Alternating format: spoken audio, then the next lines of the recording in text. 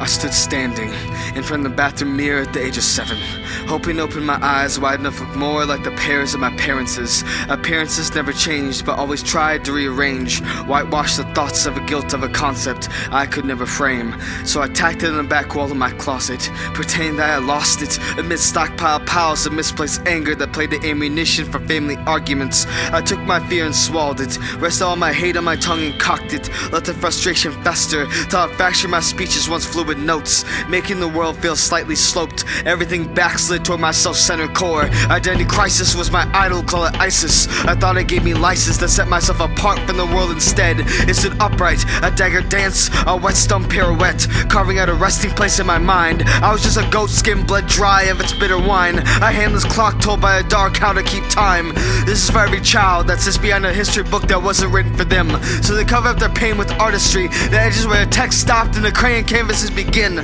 framing the crossing of the Delaware and the Great Sphinx, the wax splitting into history, blotting out George Washington's features into a color wheel with no beginning and no end, for no forefather's face had looked like any they'd ever known. I don't think I've written more honest words than this, to not speak of races that kill a culture, and we as a society are internally hemorrhaging. I'm unpalatable to this goddamn nation. I'm unpalatable. You cannot swallow me. You cannot taste me. You cannot feel me because you don't want to. You think that you can survive without me, but you can't, man. Come, let us sit the right hand of truth and beside the left hand of spirit, a deathless scale that portions us as an unbroken horizon against the sun. We are meant to stride frictionless, like the bits of kaleidoscope glass we are. We are more than the sweeping commotion within our earthly sight that covers our eyes like a stone fog. We are subtlety and wind, seized by different dusted vessels of infinite water and conducting light. How can one measure the worth of a garment when we are the threads? We only see the edge of the loom in which we are attached, but too many see a thread of a different color as coming from a bolt of a different cloth. What if the world were not as you thought, that it actually is happening to lots of human beings on this earth? What if it actually were, and you didn't know about it?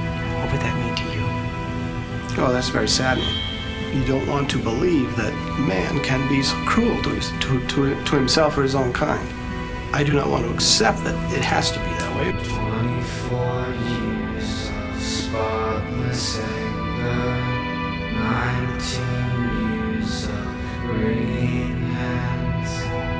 Now I've set the table, we'll have our fill before the end. 24 years